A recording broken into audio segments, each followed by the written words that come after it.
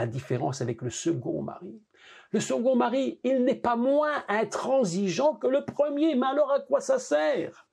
Si le second est aussi intransigeant que le premier, mais à quoi ça me sert d'avoir un deuxième mari s'il est pire que le premier? Moi, c'est vrai, on connaît tous des cas comme ça particuliers, hein, où des gens sont séparés du premier, ils ont épousé un deuxième qui était pire que le premier. Et puis alors, c'est catastrophique. Je ris de ce que je dis, mais ça vaut la peine parce que tout le monde connaît des cas comme ceux-là, je suppose, où les remariages ont été pires que les premiers. Alors je me dis, mais à quoi ça sert si le deuxième mari que tu me donnes est aussi intransigeant que le premier, mais qu'est-ce que je gagne? Eh bien, mes amis, je vais vous dire ce que vous gagnez.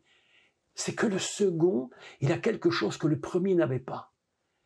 Et maintenant, je vais expliquer l'histoire comme si c'était un vrai couple de ici-bas. Monsieur L, Monsieur Loi, il était juste et droit. Il n'y avait aucun problème à lui. Lui, la loi, c'est la loi. La loi, c'est la loi.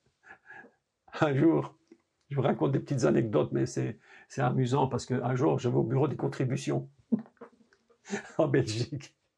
Je vais voir le contrôleur. Et puis, je tombe sur un de ses adjoints. Et là, il y avait deux personnes dans le bureau. Une dame et le contrôleur principal. Hein, d'accord? Et je devais rendre des papiers. Puis la dame regarde des papiers. Puis elle dit, bon, mais ça va comme ça, ça va comme ça. Je donne le papier. Puis le monsieur vient. Et il a dit, non, non. C'est pas comme ça qu'on fait. La loi, c'est la loi. Alors, vous faites ce qu'on vous dit. Et puis, il n'y a pas de discussion possible. Alors, la femme qui était là en train de dire, bon, c'est bon, c'est bon. Elle dit, c'est plus un mot. La loi, c'est la loi. Et voilà que le deuxième mari se trouve dans une situation différente. Très, très, très, très intransigeant. Autant que le premier mari. Mais la différence, il possède en lui quelque chose que le premier n'avait pas. Vous savez ce que c'était? C'est ce qu'on appelle la grâce. Et la grâce, vous savez ce qu'elle dit? Parce que la grâce, elle parle. La loi, elle parle. Si tu fais, tu vis. Mais si tu fais pas, tu meurs. Mais la grâce aussi, elle parle. Elle dit quelque chose d'autre. Et le mari vient et la femme épouse le deuxième mari. Monsieur Grâce. C'est un beau nom, Monsieur Grâce. Et le mari dit, écoute, ma chère épouse, je t'aime à la folie. Jusqu'à la fin, nous vivrons ensemble. Et je sais que ce que je te demande est très, très, très difficile. C'est très difficile. Je sais que tu n'y arriveras pas. Mais moi, ton deuxième mari, qui suis Grâce, je vais faire avec toi ce que tu ne savais pas faire et ce que l'autre ne voulait pas faire. C'est pourquoi, mes amis, le secret du deuxième mari, que nous allons appeler le Mashiach, il dit, je suis très intransigeant, mais je vais faire avec toi. Et lorsque tu ne pourrais pas y arriver, parce que ce sera très compliqué, je suis avec toi. Et je te demande de te tenir avec moi. Et ensemble, nous ferons les choses qui sont à la loi impossibles. Mais nous allons les faire ensemble. Et c'est ça, mes amis, le grand, grand, grand, grand secret de la grâce. Deux maris, mais il y en a un que tu ne sais pas te débarrasser. Alors Dieu dit, mais je vais faire venir un, et tu vas croire qu'il est ton futur mari, tu vas te tenir là, il meurt, comme tu es morte, tu n'es plus dépendante du premier. Donc il n'y a pas double mariage. Tu n'es plus dépendante de l'autre par la mort. Et c'est pourquoi la mort du Messie, c'est la seule façon de nous libérer du premier mari. Pour avoir le second, qui lui est aussi intransigeant, mais qui dit « je suis avec toi et je fais avec toi ce que tu n'as jamais pu réussir ». Et voilà la différence entre ce que l'apôtre Paul appelle la loi de mort et la loi de l'esprit de vie en Yeshua, le Messie. Et c'est tout le secret. Croyez-vous que parce que maintenant, nous avons, et c'est évidemment très, très imagé, parce que nous avons maintenant le Messie grâce, que maintenant nous pouvons tout nous permettre en disant, voilà, olé olé, c'est les vacances, on est très tranquille maintenant. Pas du tout. L'exigence est la même, mais la façon de répondre à l'exigence est différente. Elle est complètement différente. Nous avons un mari qui est à la fois un sauveur. Sauveur de quoi? Alors, basiquement, sauveur de la mort, sauveur du péché, sauveur de nos péchés, il est pas son péché. Mais sauveur de quoi, mes amis? Sauveur du premier mari, qui, oui, ne faisait que des soucis. Et voilà pourquoi il y a tant de problèmes aujourd'hui chez les chrétiens, chez les croyants, chez les disciples. C'est qu'ils n'ayant pas bien compris ce grand principe messianique, sauver de la loi, mais ce qui ne veut pas dire qu'elle est morte. Elle ne peut pas mourir, mais elle va être gérée d'une façon différente par l'autre mari qui lui dit « Moi, je vais le faire avec toi ». Et c'est là le fabuleux secret du Mashiach. Et vous comprenez l'importance aujourd'hui de la mort du Messie. Sans sa mort, tu ne peux jamais rentrer dans la grâce. Et c'est cela que Paul est en train d'expliquer. C'est pourquoi le texte, Paul, au verset 4, il dit ceci, mais je le relis parce qu'il faut le relire. De même, mes frères, mes sœurs, vous aussi, vous avez été par le corps. Vous comprenez l'image du corps, la puissance du mot corps. C'est pas simplement des mots en l'air, des écritures, non, c'est très puissant. Par le corps du Messie, mis à mort. Je suis libéré par la mort, libéré de la loi, libéré du premier Messie, et je suis maintenant prêt par la résurrection à vivre avec un nouveau mari qui s'appelle le Mashiach et qui te dit, je suis intransigeant, mais je suis avec toi. Et je fais avec toi ce que l'autre n'avait jamais voulu faire. Alors, on se dit, mais pourquoi, Seigneur, tu as donné la loi qui est si dure et si terrible? Mais parce que simplement que lorsque la chute est arrivée en Éden, lorsque la faute est venue, il fallait que l'homme soit mis, qu'on a, disons, une expression très commune, soit mis au pied du mur pour comprendre qu'il était impossible de rebâtir ce qui avait été détruit. Et Dieu va donner cette loi et lui dit, voilà, je te mets au pied du mur, essaye maintenant. Vas-y, essaie. Montre-moi de quoi tu es capable. Parce que l'humain est tombé dans une telle disgrâce qu'il n'arrive même plus à comprendre qu'il croit encore s'en sortir tout seul. On est dans une situation épouvantable dans ce monde. Ce week-end, j'expliquais pourquoi et servir Dieu dans la gloire. Savez-vous que l'homme, l'Adam créé, a été créé dans un endroit qui lui était uniquement favorable. Je m'explique. Écoutez bien ceci, c'est absolument fabuleux. De même que le poisson est fait pour vivre dans l'eau, et que si tu le retires, il meurt, de même que l'oiseau est fait pour se déplacer dans les airs, de même l'humain est fait pour vivre dans quelque chose de spécial. Alors, mes amis, vous me direz, mais dans quoi? Puisque nous pouvons aussi nager et nous pouvons aussi marcher. Et pourtant, nous ne sommes ni des oiseaux, ni des poissons. Alors, quel est cet environnement, le seul et l'unique environnement qui permet à notre être d'être réellement ce que Dieu veut que nous soyons? Il y a un environnement qui nous révèle notre identité. Le seul et l'unique qui fait que l'Adam va devenir réellement ce qu'il est. Savez-vous ce que c'est? Voilà une question. Quand je vous dis qu'il faut vraiment la révélation de Dieu, je vais vous dire quelque chose d'inimaginable. Le seul véritable environnement qui permet de savoir qui nous sommes, c'est la gloire. la gloire de Dieu. Nous sommes faits pour vivre et nous déplacer dans sa gloire. L'Adam est fait dans la gloire de Dieu. Et lorsqu'il est privé de cette gloire, il est complètement détruit et il ne sait plus qui il est. Nous sommes créés pour vivre dans la gloire.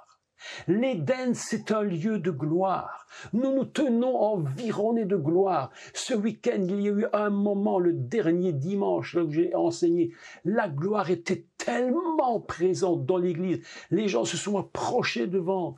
Ils étaient là, une soixantaine à s'approcher. Et puis nous avons prié et à un certain moment, je leur ai dit, je sentais la présence que, vous savez, comme cette gloire, c'est comme une colonne de nuée devant la porte du tabernacle, devant la porte de la tente du rendez-vous. Et cette colonne, il y a un moment donné, je leur ai dit, mais vous êtes enfermés dans la colonne de gloire. C'est la seule et unique raison, la seule et unique possibilité pour que nous comprenions véritablement quelle est notre identité. Notre identité, elle se développe, elle n'existe que dans la gloire de Dieu. Nous sommes créés pour la gloire, mes amis. Vous n'êtes pas créés pour autre chose, pour la gloire de Dieu. Et c'est tellement puissant, cette vérité, que l'homme déchu de la gloire, privé de la gloire, comme le disait l'apôtre Paul, l'homme est privé de gloire. Il en a tellement besoin pour son identité, que fait-il? Il recherche la gloire du monde, la gloire des hommes. Ils vont tout faire pour avoir la gloire, le statut, quel que soit le système. Les artistes, les politiques, et tout le monde cherche une sorte de gloire qu'ils vont essayer de trouver ailleurs qu'en Dieu. Parce que le seul endroit où nous pouvons nous développer en tant que véritable être adamique, fondamental, c'est la gloire du Seigneur. Et lorsque nous revenons en lui, qu'est-ce que Dieu veut? Qu'est-ce qu'il fait, le second mari? Il dit à son épouse, ne t'inquiète pas, je suis avec toi et je suis ta gloire. Et nous sommes il est la couronne. Et nous sommes tous ensemble, enfermés dans cette gloire. Oh mes amis, je ressens à certains moments une gloire de Dieu et je sais qui je suis par la gloire. Mais attention, lorsque nous sommes enfermés dans la gloire, lorsque la gloire est sur nous puissante, elle est en même temps très délicate et très dangereuse. Et nous ne pouvons plus nous permettre n'importe quoi. Et ceux qui vont oser, écoutez-moi bien, ceux qui vont oser vous attaquer dans la gloire que vous possédez risquent eux-mêmes de complètement se détruire rapidement. Rappelez-vous ce texte. Lorsque on s'est moqué d'Élisée, et lorsqu'il montait à Bethel. C'est pas n'importe quoi le texte. Il ne montait pas n'importe où. Il montait à la maison de Dieu. Est-ce que tu crois qu'on monte à la maison de Dieu n'importe comment? Comment est-il monté à la maison de Dieu? Je vous le donne en mille cette histoire. Un truc absolument incroyable. Il est dit Élisée venait avec Élie de Gilgal, c'est-à-dire de Galgal, de la roue céleste. Il est remonté dans le tourbillon, c'est-à-dire dans la roue céleste. Et lorsque le manteau est tombé, Élisée a pris le manteau et la Bible nous dit, écoutez le texte. Là, c'est absolument fabuleux. Il a dit, il prit le manteau et il le mit sur ses épaules. Pas du tout. Pas du tout. Il est écrit qu'il prit le manteau et il le roula. Comment on dit rouler en hébreu? Gal. C'est comme une marée divine, une vague de la mer en hébreu, une vague. Vous savez, les vagues qui viennent, c'est gal. Ce qui roule. Il a roulé, il a pris de la gloire. Parce que sans la gloire, tu ne peux pas monter à Bethel. Sans la gloire, tu ne peux pas renverser Jéricho. Sans la gloire, tu ne sais même pas qui tu es. Le monde est dérangé par ta personne. Mais lorsque tu as roulé la gloire et que tu te tiens dans la gloire, toute personne qui voudra toucher à ta vie, à ton travail, à tout ce que Dieu t'a donné, tous ceux qui voudront se lever contre toi, mes amis, qu'ils fassent très attention, parce que c'est pas contre toi seulement qu'ils vont, ils vont dans ce qui te fait vivre, dans ce qui te tient, c'est la gloire. Mes amis, oh, puisse l'Église comprendre la gloire de Dieu. Que l'Église comprenne la gloire, que les disciples du Messie comprennent la gloire, que le Mashiach se révèle dans sa gloire. Il a dit, je vous ai donné la gloire que le Père m'a donnée. Pourquoi il n'a pas dit autre chose? Pourquoi il n'a pas dit, je vous ai donné la richesse? Pourquoi il n'a pas dit, je vous ai donné des millions? Pourquoi il n'a pas dit, non. Ce qui importe pour Dieu, c'est que nous nous développions dans la gloire, mes amis, dans cette gloire puissante qui nous donne notre véritable identité. C'est le seul endroit où nous pouvons nous tenir. Et lorsque tu perds la gloire, tu perds l'Éden. Et lorsque tu perds l'Éden, tu perds la connexion avec le divin. La gloire disparaît. Et alors là, tu cherches, l'homme cherche, il cherche. Mes amis, voilà ce que nous dit là, ce texte de l'Épître aux Romains. Un mari extraordinaire, qui est intransigeant, mais qui te dit, ne crains pas, n'aie pas peur. La loi, avant, elle pouvait te tuer. Aujourd'hui, c'est ce qu'on appelle la loi de l'esprit de vie en Yeshua HaMashiach. Quelle puissance! Un mari ou un. Et lorsque nous sommes un avec lui, un mari et une femme sont un. Ils sont adamiques. Tant qu'on est marié, on est adamique. Mais lui, il dit, moi je suis adamique, mais toi, mais moi, je suis connecté avec le Aleph, le Père, l'éternité. Donc je te mets en moi et toutes tes œuvres, tout ce que je te demande de faire, je les ferai avec toi. Et tu ne seras plus seul. C'est ça le texte, mes amis, de Romains, chapitre 7. Est-ce que c'est pas incroyable ce texte? Mais moi je te dis, mais quand j'étudie la parole, quand je réfléchis, quand je prends, je dis, mon Dieu, mais comment tu as fait pour nous libérer des choses qui étaient impossibles? Et Dieu te dit, mais je t'ai mis volontairement au pied du mur. C'est pas parce que je ne t'aime pas, c'est parce qu'au contraire, je veux que tu comprennes qu'il faut que tu arrêtes de bâtir un monde, un mur que tu ne peux pas bâtir. Tu ne peux pas, tu y arriveras jamais. Je te dis, voilà, tu es au pied du mur. Qu'est-ce que tu choisis aujourd'hui? Est-ce que tu veux garder l'ancien mari, le nouveau, ou un peu des deux? Un peu des deux, c'est bizarre. Tu ne peux pas y arriver. Mes amis, je vais vous dire, je suis très cash. Il y a un mouvement dans l'Église aujourd'hui très dangereux. C'est de vouloir jouer sur les deux tableaux. Je vous dis la vérité. Je n'ai rien à cacher aujourd'hui à personne. Ne jouez pas sur les deux tableaux. On n'est pas un petit peu sous la loi par la force et un petit peu dans la grâce sans par l'esprit. C'est l'un ou l'autre. Sinon, tu vas porter deux alliances. Et laquelle, un jour ou l'autre, va être prédominante. Parce qu'un jour, elle sera prédominante. Et tu te débarrasseras de l'une ou de l'autre. J'ai connu un monsieur qui a dit, moi, je ne veux plus de Yeshua. Il a dit, c'est un renégat, je n'en veux plus. Il a tiré la bague de la grâce et il a remis la bague de la loi.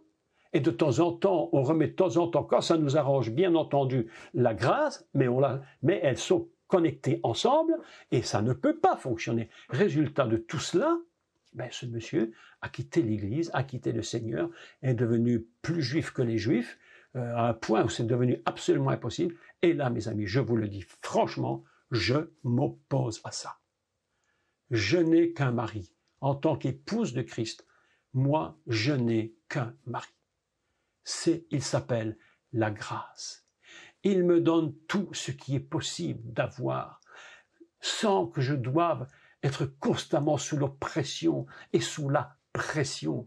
On se demande comment parfois les chrétiens deviennent des dépressifs. Il y a tellement de dépression. Mais mes amis, c'est pas normal.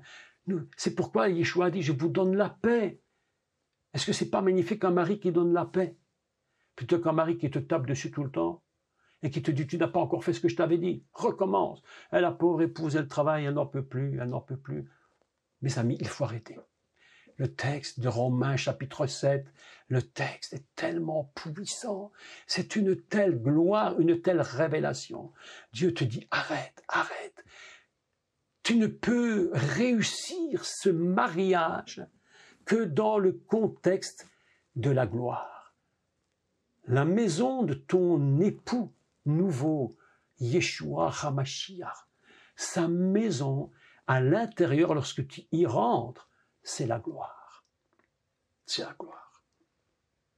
C'est le seul lieu, le seul endroit où l'Adam est capable d'être lui-même.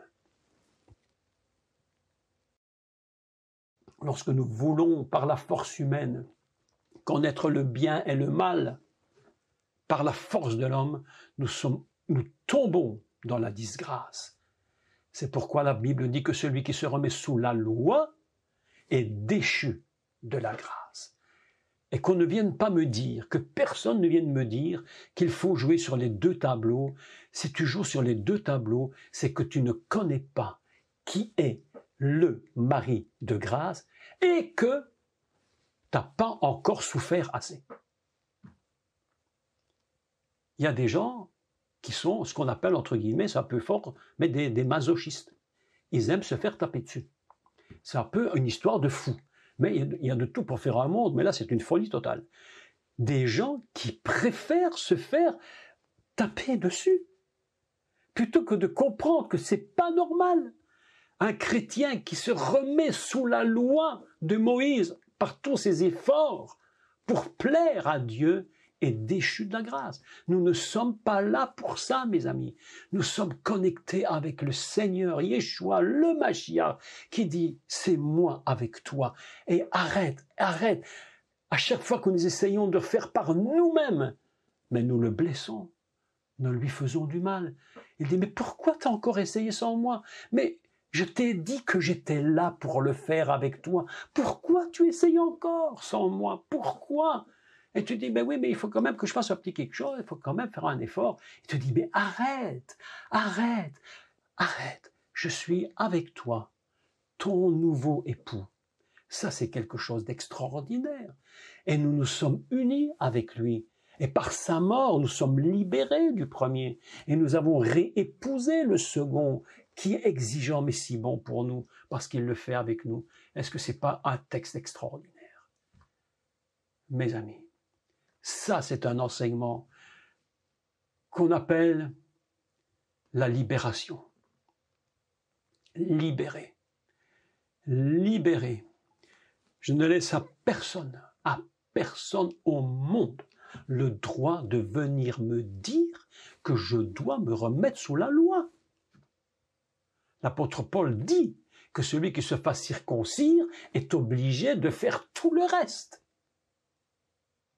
Mais oui, et tu viens me dire, moi, je connais un monsieur un monsieur à plus de 60 ans, s'est fait circoncire. Mais attendez, mais on va où là? Et tu étais disciple du Messie, tu te fais circoncire, mais c'est quoi? L'apôtre Paul dit, ça ne sert à rien. C'est la circoncision du cœur qu'il faut. Là, il faudra vraiment enseigner sur la circoncision du cœur.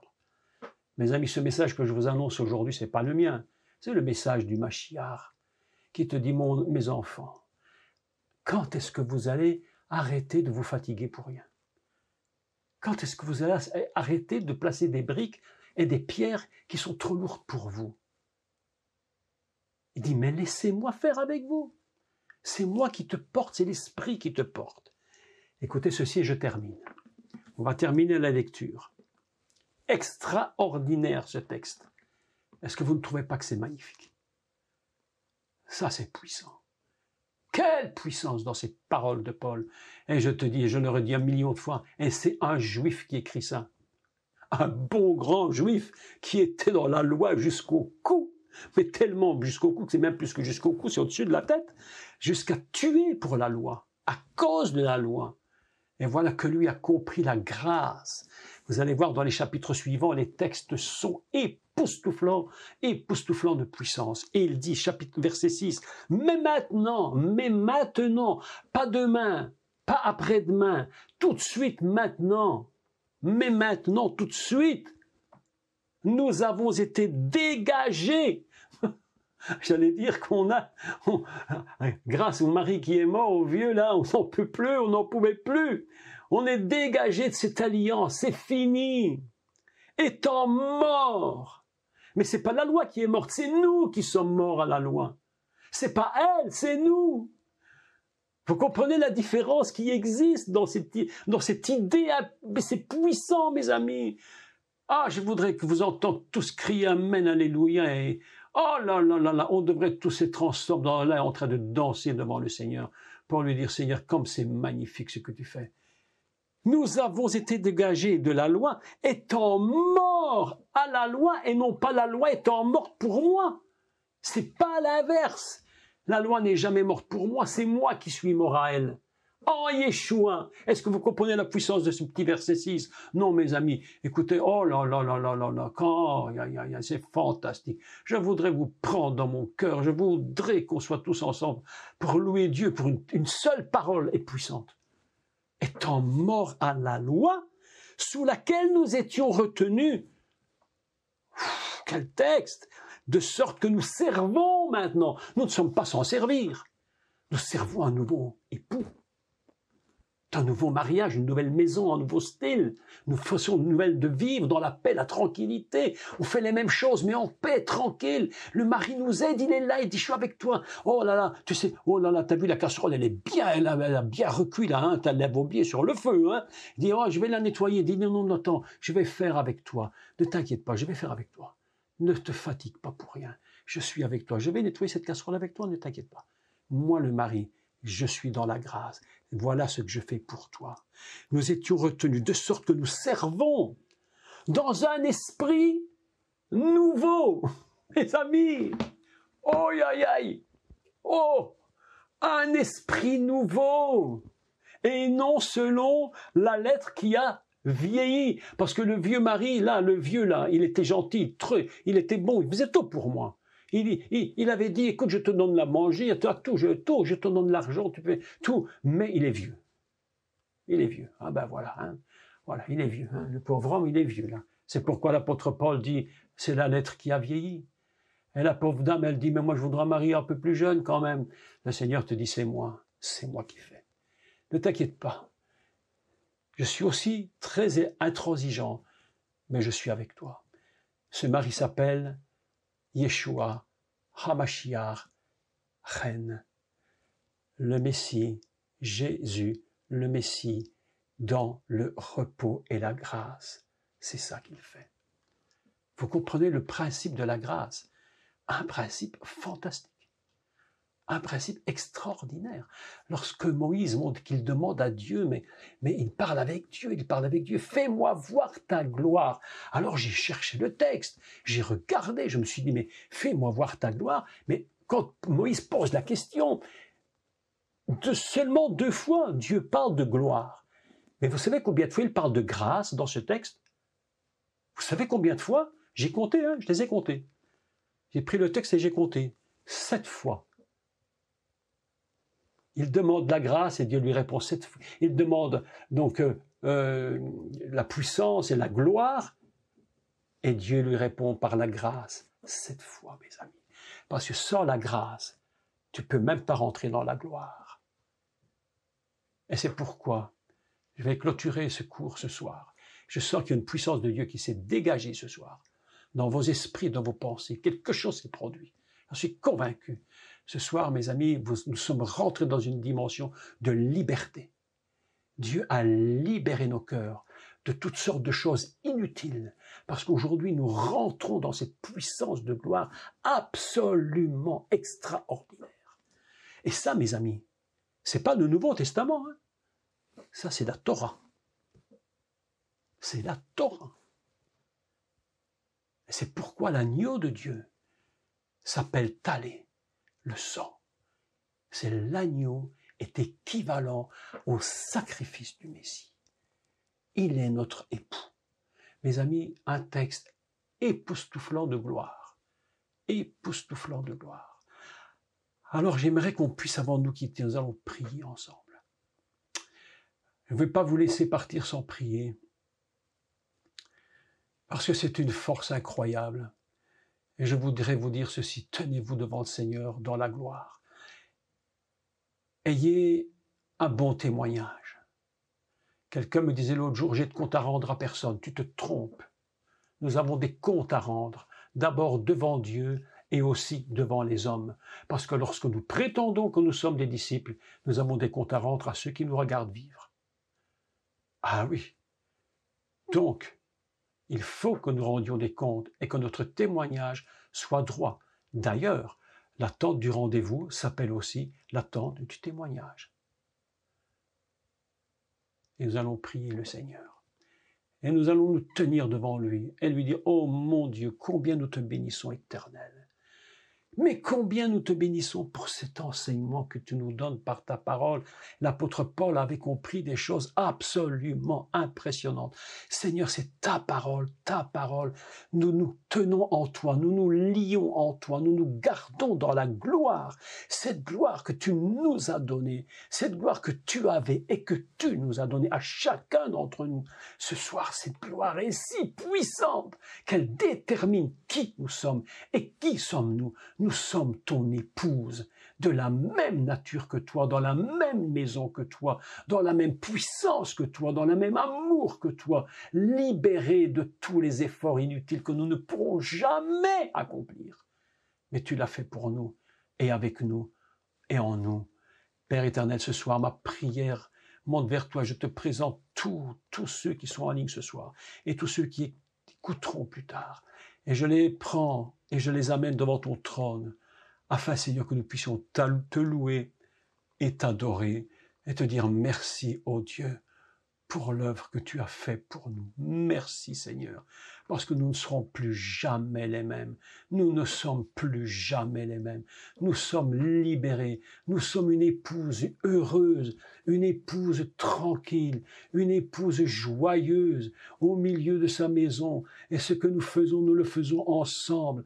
Un seul but, une seule vision, avec toi comme sauveur, Seigneur, et comme époux. Merci, mon Dieu, pour ta parole ce soir.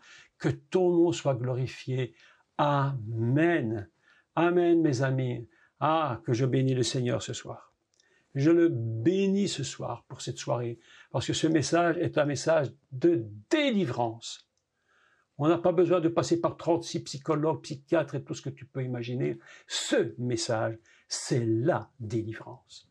Voilà la vérité.